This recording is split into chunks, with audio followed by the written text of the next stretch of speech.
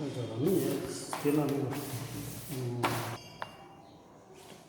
Students, good morning. Online classes में आपका स्वागत है। आज हम फर्स्ट ईयर सेकेंड ईयर एएसडीपी के सेकेंड सेमेस्टर में एनिमल न्यूट्रिशन में लेसन नंबर 9 मिनरल्स के बारे में अध्ययन करेंगे। कल हमने मिनरल्स में मैक्रो एलिमेंट्स यानी मैक्रो ट्रेस मिनरल्स के बारे में अध्ययन किया था।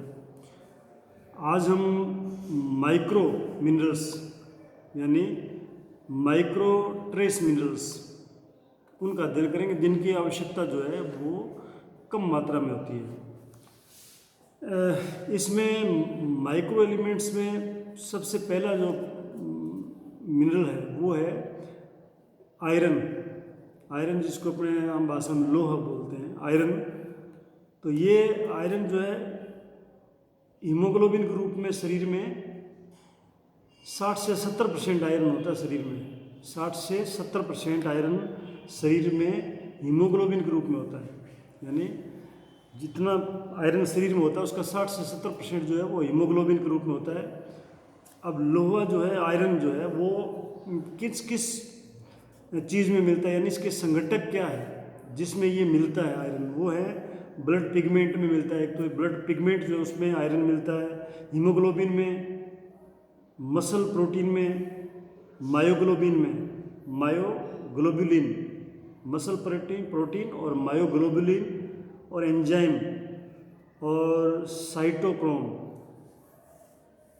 परऑक्सीडेज और केटेज और हाइड्रोक्सीलेज, ये मतलब बॉडी में जो चीज़ें हैं जिनमें ये आयरन पाया जाता है।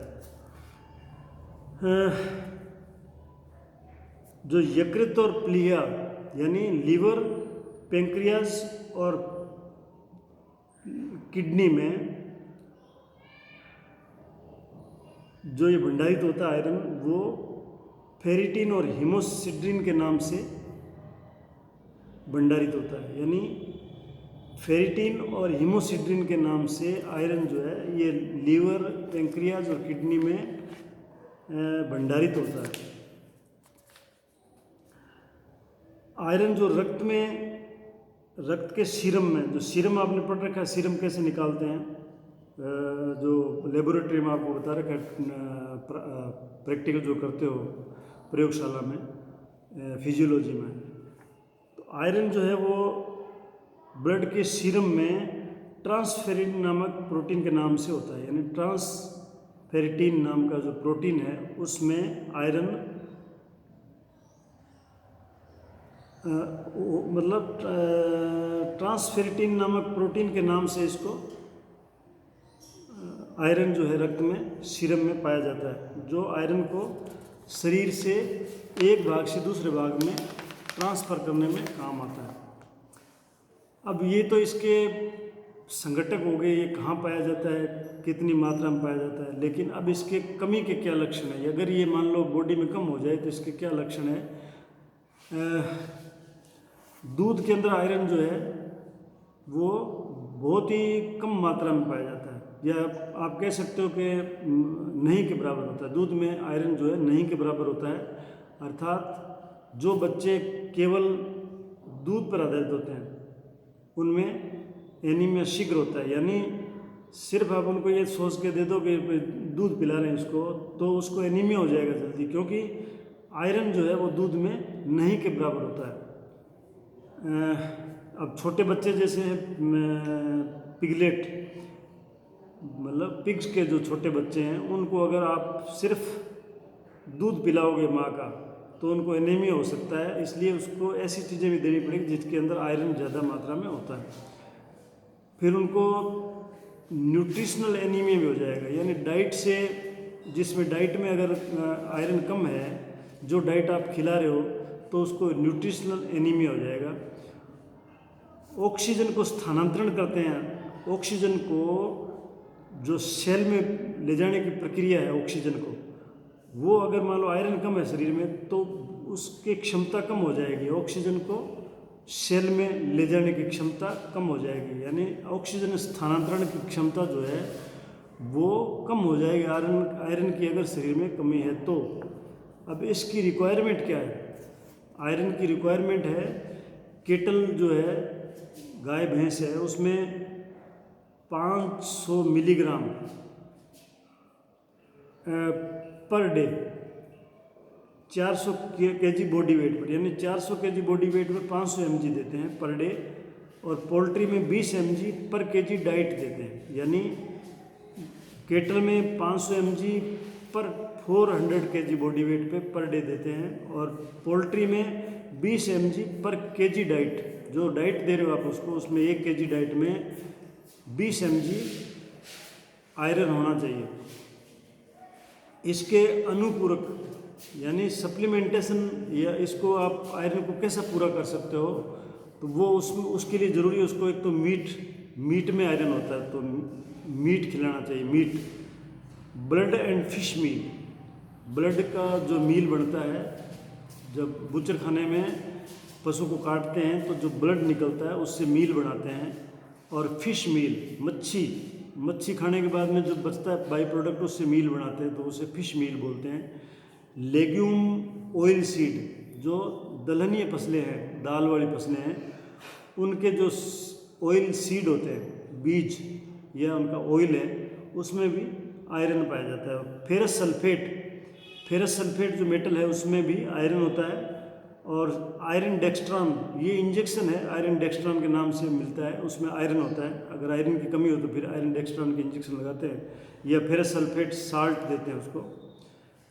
तो ये था आयरन के बारे में। अब सेकंड जो इसका एलिमेंट है, यानी जो सेकंड माइनर एलिमेंट या माइनर ट्रेस मिनरल है, वो है तांबा यानी कॉपर। कॉपर के क्या काम है? ये कई प्रकार के एंजाइम्स का अभिन्न संघटक है, यानी कुछ एंजाइम्स है जिनका ये भाग होता है, यानी उनमें उस एंजाइम में ये पाया जाता है, उस एंजाइम का भाग है। जैसे एक तो फेरोक्सीडेज एंजाइम जो है, उसमें आयरन को ट्रांसफेरिन में बदलने में ये एंजाइम मदद करती है, यानी जो फेरोक्सीडेज जो एंजाइम है वो आयरन को ट्रांसफेरिन में बदलने में काम करता है, यानी आयरन को ट्रांसफेरिन में बदलने के लिए फेरोक्सीडेज एंजाइम आवश्यक होता है। इरिथ्रोक्यूपेरिन के रूप में इरिथ्रोसाइट्स में उपस्थित होता है। इरिथ्रोसाइट्स जो है ब्लड सेल्स है, इरिथ्रोसाइट्स, उनमें इरिथ्रोक्यूपेरिन के रूप में आयरन प्रेजेंट होता है, जो आरबीसी को परिपक्व करने का काम करता है, यानी आरबीसी के मैच्योरेशन के लिए आयरन आवश्यक है। और ये जो है आरबीसीज में इरिथ्रोक्यूपेरिन के रूप में उपस्थित होता है, इरिथ्रोक्यूपेरिन के रूप में उपस्थित होता है। इरिथ्रोक्यूपेरिन जो है एक प्रकार का एंजाइम है ये। और फिर आता है सिस्टोक्रोम ऑक्सीडेज एंजाइम जो है, वो फॉस्फोरिलेशन व माइलिन संश्लेषण के लिए जरूरी है। माइलिन संश्लेषण और फॉस्फोरिलेशन, ये दो क्रियाएं हैं, इनके लिए भी ये आवश्यक है, सिस्टोक्रोम ऑक्सीडेज एंजाइम, और इस एंजाइम में आयरन होता है। फिर होता है लाइसोल ऑक्सीडेज एंजाइम जो है, ये लाइसिन को डेस्मोसाइन में बदलता है, ये लाइसिन को डेस्मोसाइन में बदलने के काम में आता है, इसमें भी आयरन होता है। फिर होता है टायरोसिनेज एमिनो एसिड। टायरोसिनेज जो है, ये एमिनो एसिड टायरोसिन को मेलेनिन में बदलता है, ये टायरोसिन को मेलेनिन में बदलता है, जो बालों, पंखों व ऊन के लिए रंग के लिए जिम्मेदार है, बाल, ऊन और पंखों के रंग के लिए जिम्मेदार है। तो ये टायरोसिनेज जो है, इसमें भी आयरन होता है। एक ही इसका काम होता है, ऊन में जो ऊन के क्रिम्प्स होते हैं, लहरदार ऊन होती है, ऊन जो है ना वो लहरदार होती है, जैसे लहर होती है पानी की, वैसे ऊन की आकृति होती है बाल की, तो उसको लहरदार या क्रिम्प बोलते हैं, उसके लिए भी आयरन जरूरी होता है। कॉपर जो है कॉपर आवश्यक होता है। कॉपर जो है ट्यूरेसिन नामक पंख के रूप के लिए पंखों के रंग के लिए जरूरी है, यानी ट्यूरेसिन नामक पंख, यानी कोई ट्यूरेसिन नामक पंख होते हैं, उनके कलर के लिए भी कॉपर जरूरी होता है। एक ये कॉपर जो है वो आयरन के साथ में हीमोग्लोबिन संश्लेषण हेतु, यानी आयरन के साथ मिलके कॉपर जो है वो हीमोग्लोबिन संश्लेषण के लिए कैटलिस्ट का काम करते हैं, यानी उसके हीमोग्लोबिन के संश्लेषण को बढ़ा देता है। जब ये आयरन के साथ मिलता है कॉपर, तो इसमें हीमोग्लोबिन का संश्लेषण बढ़ जाता है, इसलिए ये कैटलिस्ट का काम करता है। ये ओस्टियोब्लास्टिक गतिविधियों में साधारण कोलेजन इलास्टिक निर्माण के लिए जरूरी लवण है। ओस्टियोब्लास्टिक मतलब ओस्टियोब्लास्ट, ये बोन सेल्स बनाने के लिए, उसके लिए, और कोलेजन और इलास्टिक निर्माण के लिए भी ये कॉपर आवश्यक होता है। अब कॉपर की कमी के क्या लक्षण है? इसकी कमी, अगर शरीर में कॉपर की कमी है तो आयरन का जो अवशोषण है उसमें अवरोध पैदा हो जाएगा, यानी आयरन का अवशोषण नहीं होगा, जिससे एनीमिया हो जाता है। यानी अगर आयरन का अवशोषण नहीं होगा शरीर में तो एनीमिया हो जाएगा, इसलिए ये आयरन के अवशोषण के लिए आवश्यक है। इसकी कमी, कॉपर की कमी हो जाती है तो उससे कई रोग हो जाते हैं, जैसे अस्थियों में विकार आने लग जाता है, अस्थियां जो है उसमें विकार आने लग जाएंगे, अस्थियों की बीमारियां हो जाएगी। बांझपन, पशु में बांझपन की बीमारी हो जाएगी, और बाल, ऊन और पंख, यानी पशुओं के बाल, भेड़ों के ऊन और पक्षियों के जो पंख है वो रंग विहीनता आ जाएगी, यानी उसमें कलर नहीं आएगा, क्योंकि ये कलर के लिए आवश्यक है।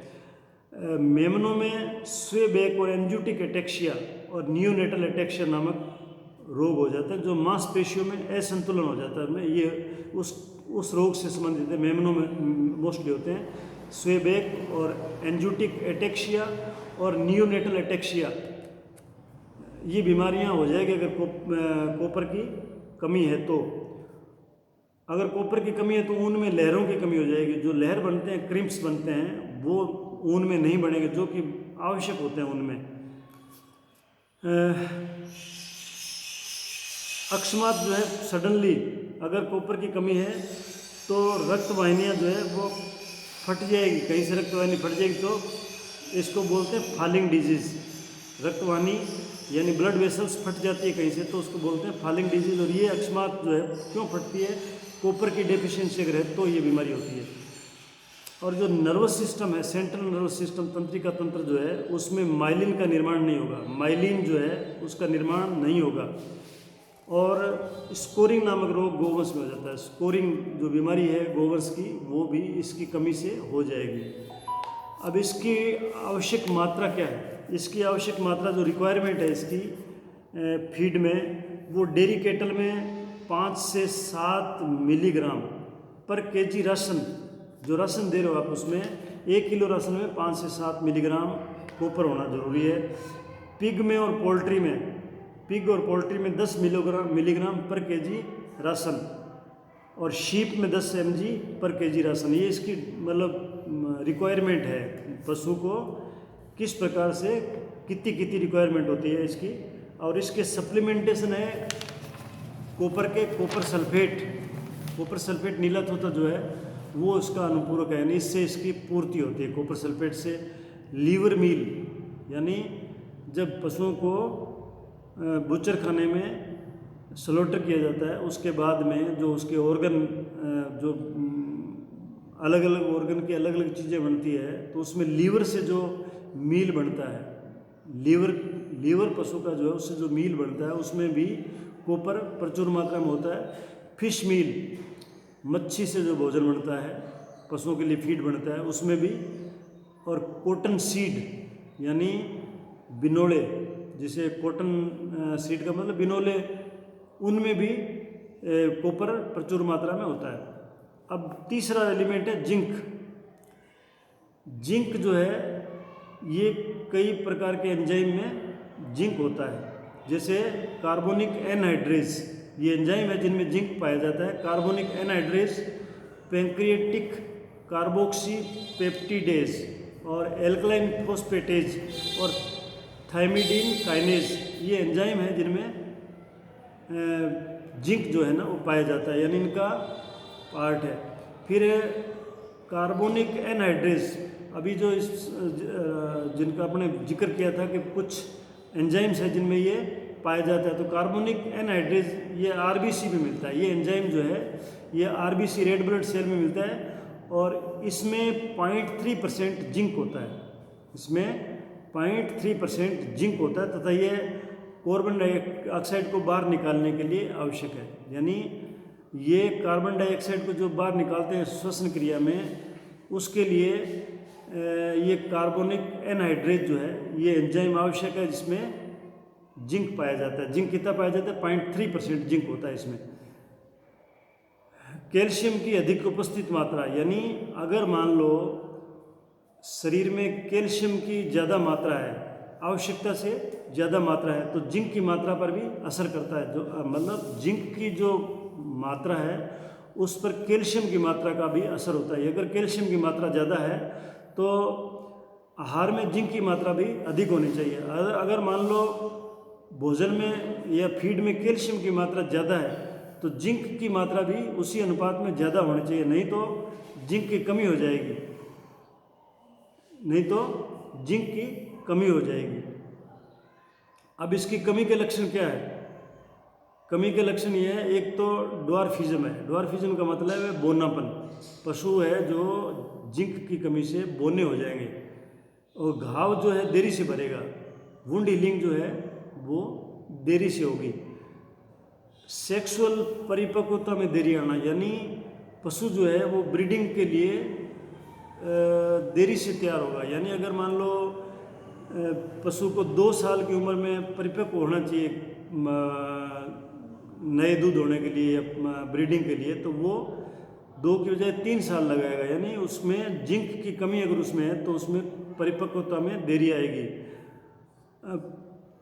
हेयर और वूल, मतलब बाल और ऊन की जो ग्रोथ है वो पुअर होगी, यानी अच्छी ग्रोथ नहीं होगी। सूअरों में पैराकेरेटोसिस नामक रोग का होना, ये बीमारी है सूअर की और भूख कम लगती है उनको। चूजों में, यानी जो पोल्ट्री के चूजे हैं, छोटे बच्चे अंडे से जो निकलते हैं चूजे, उनमें ग्रोथ जो है वो स्लो होगी, धीमी ग्रोथ होगी।